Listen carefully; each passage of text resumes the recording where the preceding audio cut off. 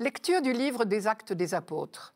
En ces jours-là, des gens venus de Judée à Antioche enseignaient les frères en disant « Si vous n'acceptez pas la circoncision selon la coutume qui vient de Moïse, vous ne pouvez pas être sauvés. » Cela provoqua un affrontement ainsi qu'une vive discussion engagée par Paul et Barnabé contre ces gens-là.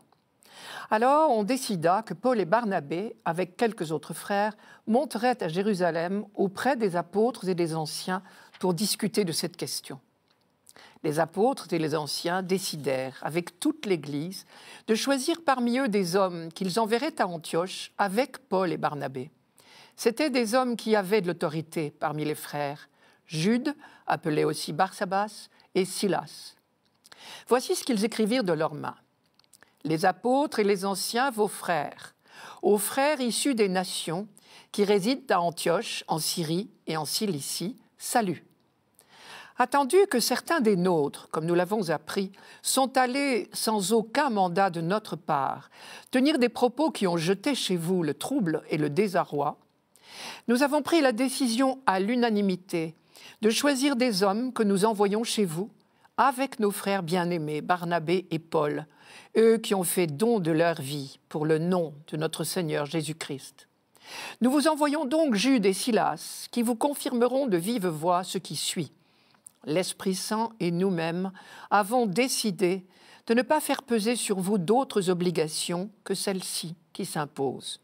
Vous abstenir des viandes offertes en sacrifice aux idoles, du sang, des viandes non saignées et des unions illégitimes.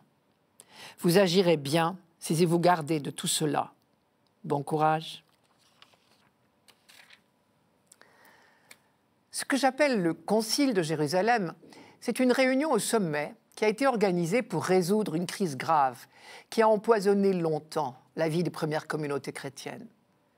Dès le début, à Antioche de Syrie, il y a eu des chrétiens d'origine juive et des chrétiens d'origine païenne. Mais peu à peu, entre eux, la cohabitation est devenue de plus en plus difficile. Leurs modes de vie sont trop différents. Non seulement les chrétiens d'origine juive sont circoncis et considèrent comme des païens ceux qui ne le sont pas.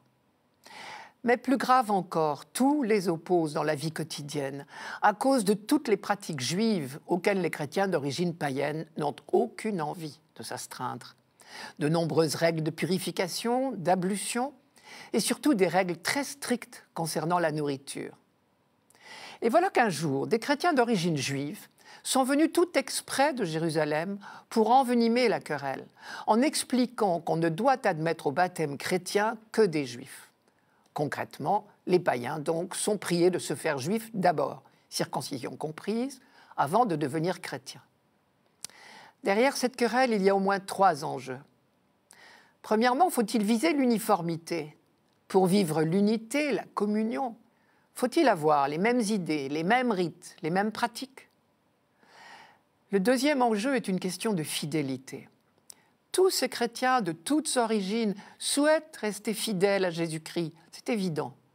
Mais concrètement, en quoi consiste la fidélité à Jésus-Christ? Jésus-Christ lui-même était juif et circoncis. Cela veut-il dire que pour devenir chrétien, il faut d'abord devenir juif comme lui? Autre question de fidélité. Dieu a confié à Israël la mission d'être son témoin au milieu de l'humanité. Il faut donc faire partie d'Israël pour entrer dans la communauté chrétienne. C'est ce que j'appelle la logique de l'élection. Et conclusion, il faudrait être juif d'abord, avant de devenir chrétien. Concrètement, cela veut dire qu'on accepterait de baptiser des païens, mais à condition qu'ils adhèrent d'abord à la religion juive et qu'ils se fassent circoncire. Enfin, il y a un troisième enjeu, plus grave encore.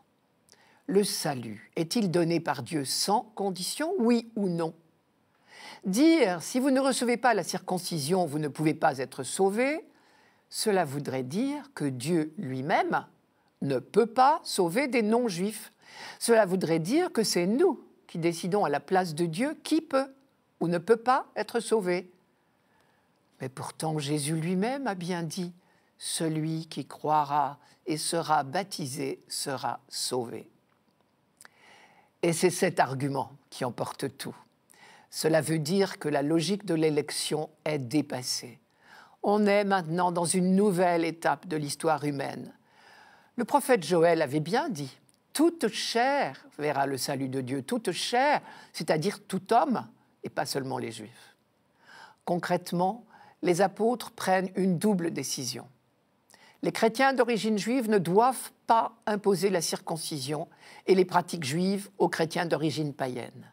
Mais de l'autre côté, les chrétiens d'origine païenne, par respect pour leurs frères d'origine juive, s'abstiendront de ce qui pourrait troubler la vie commune, en particulier pour les repas. Cela veut dire aussi que être fidèle à Jésus-Christ ne veut pas dire forcément reproduire un modèle figé. Pour le dire autrement, fidélité n'est pas répétition. Quand on étudie l'histoire de l'Église, on est émerveillé justement de la faculté d'adaptation qu'elle a su déployer pour rester fidèle à son Seigneur à travers les fluctuations de l'histoire. Et enfin, il est très intéressant de remarquer qu'on impose à la communauté chrétienne que les règles qui permettent de maintenir la communion fraternelle. C'est certainement la meilleure manière d'être vraiment fidèle à Jésus-Christ. Lui qui a dit « C'est à l'amour que vous aurez les uns pour les autres que l'on vous reconnaîtra pour mes disciples ».